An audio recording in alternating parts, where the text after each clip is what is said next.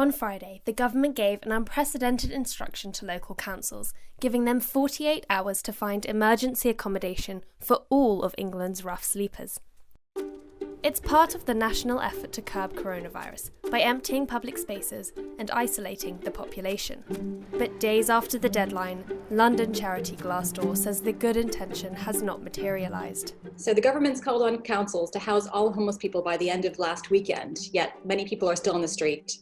And those who were told to wait for their phones to ring have been waiting for days, with phones dying and with no means of charging them. Councils need to get rid of the bureaucracy and help everyone, regardless of whether they have the paperwork to prove where they have spent the past 5 years or not.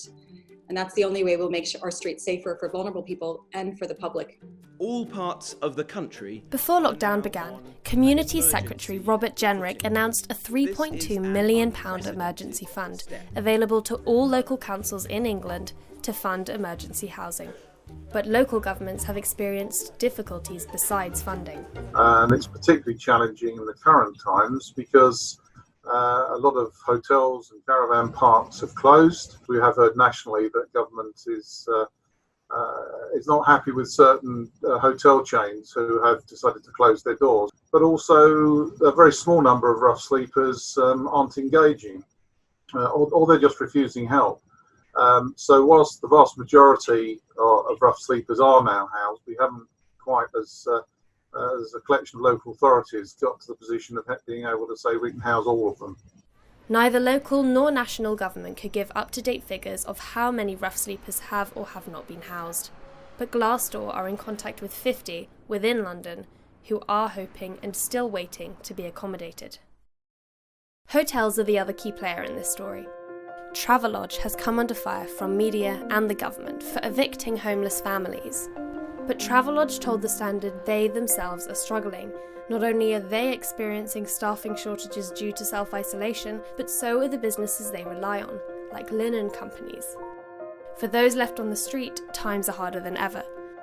Facilities they rely on to keep clean and warm during the day, from community centres to McDonald's, are now under lockdown. But for rough sleeper Mark, who's self-isolating at a Holiday Inn, coronavirus is a strange blessing.